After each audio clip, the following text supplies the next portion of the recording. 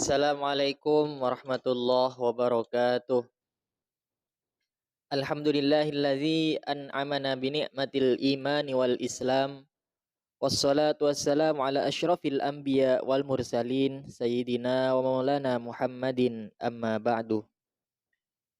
Perkenalkan, nama saya Lukman Hakim dengan akhiran NIM 68 dan rekan saya Muhammad Iqbalul Haq dengan akhiran NIM 50 dan Muhammad Rizky Mauludin dengan akhiran NIM 105. Kami di sini akan mempresentasikan tentang menyelesaikan garis besar, yaitu membuat pendahuluan dan kesimpulan.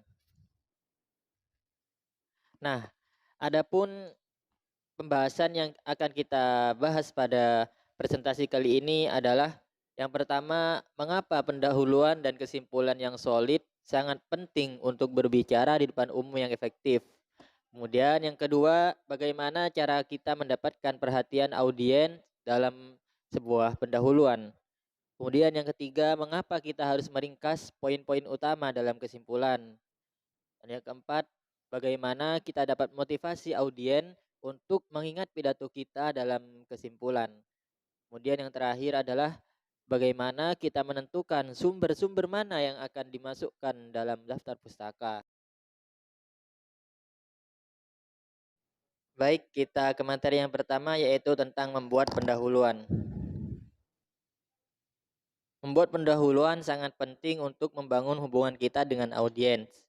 Meskipun pendahuluan kita mungkin sangat singkat, namun bisa menarik perhatian audiens dan memotivasi mereka untuk mendengarkan semua yang akan kita sampaikan.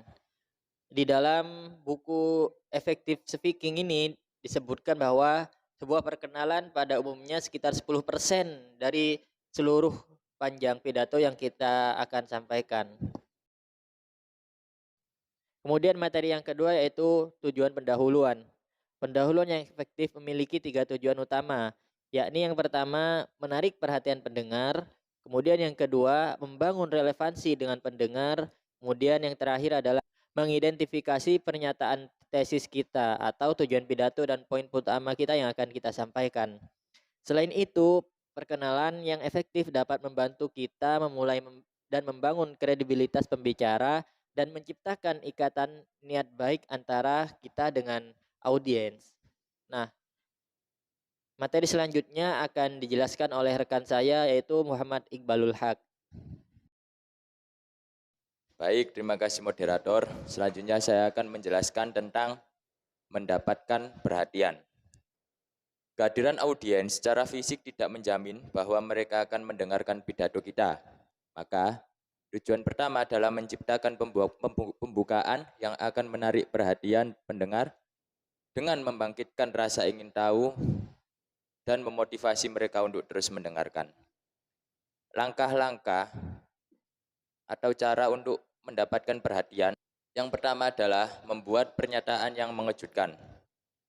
Pernyataan yang mengejutkan adalah satu atau dua kalimat yang menarik perhatian pendengar kita dengan mengejutkan mereka dengan suatu cara.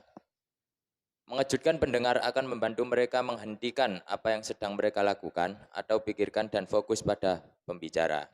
Yang kedua adalah mengajukan pertanyaan. Pertanyaan adalah permintaan informasi yang mendorong audiens kita untuk terlibat dengan topik kita. Pertanyaan bisa bersifat retoris atau langsung. Selanjutnya adalah menceritakan sebuah kisah.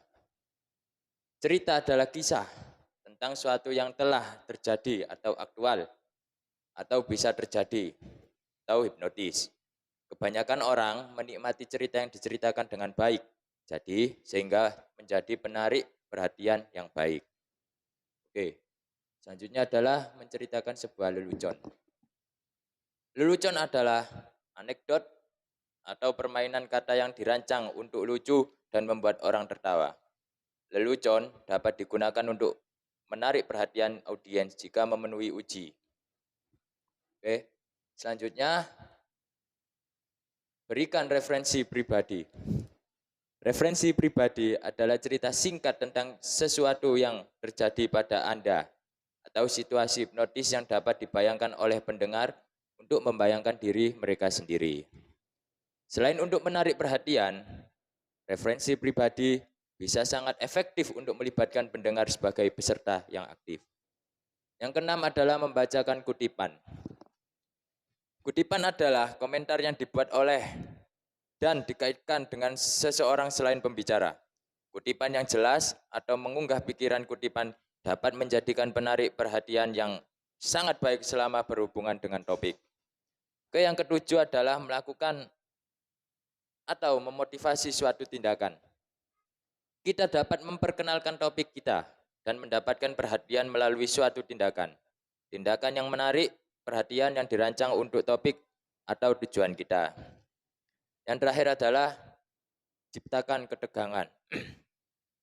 Ketika kita menciptakan ketegangan, kita menarik perhatian sehingga apa yang kita jelaskan dapat menghasilkan ketidakpastian atau misteri selama beberapa kalimat pertama dan menggairahkan penonton. Selanjutnya adalah membuat kesimpulan.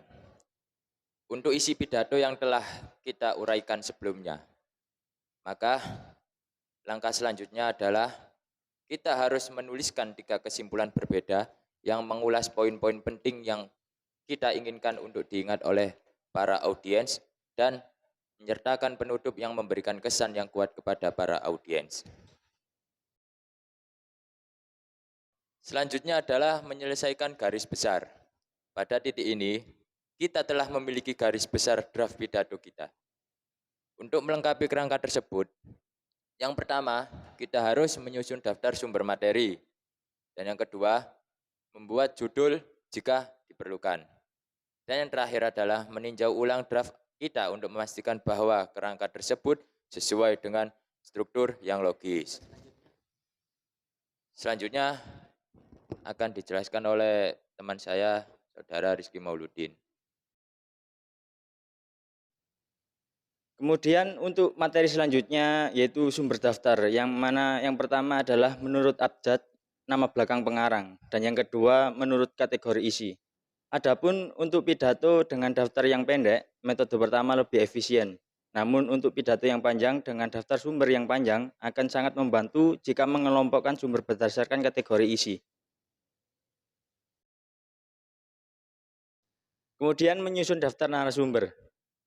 Tujuan kegiatan ini adalah untuk membantu kita mencatat daftar sumber yang kita gunakan dalam pidato. Yang pertama, meninjau kembali hasil riset kita, pisahkan sumber-sumber informasi yang telah kita gunakan dalam pidato kita dengan sumber-sumber yang informasinya tidak kita gunakan. Yang kedua, mencatat hasil riset yang dijadikan sumber saat berpidato. Dan yang ketiga, buatlah daftar sumber-sumber informasinya digunakan dalam pidato dengan menyalin informasi bibliografi yang tercatat pada hasil riset. Selanjutnya adalah membuat judul. Memiliki judul sangatlah penting untuk membuat para audiens tahu apa yang diharapkan. Judul yang baik membantu menarik perhatian audiens dan membangun ketertarikan pada apa yang akan kita sampaikan. Judul harus singkat, menggambarkan isi pidato, dan jika mungkin kreatif. Kebanyakan pembicara tidak menentukan judul sampai persiapan pidato selesai. Untuk kesimpulan akan saya kembalikan lagi kepada moderator. Baik, kesimpulan pada presentasi kali ini adalah kesimpulan pidato yang dirancang dengan baik akan meringkas tujuan pidato dan poin-poin utama dan akan meninggalkan kesan yang baik bagi para audien. Pidato yang informatif dan persuasif dapat meninggalkan kesan dengan klimaks, yaitu pernyataan 1 atau 2 kalimat yang memberikan kesan penutup dengan mengingatkan pentingnya pidato kita dengan cara yang mudah diingat. Nah, sekian presentasi dari kelompok kami. Jika ada salah kata, mohon dimaafkan. Akhirul kalam, wabillahi taufiq wal hidayah, waridho wal inayah. Assalamualaikum warahmatullahi wabarakatuh.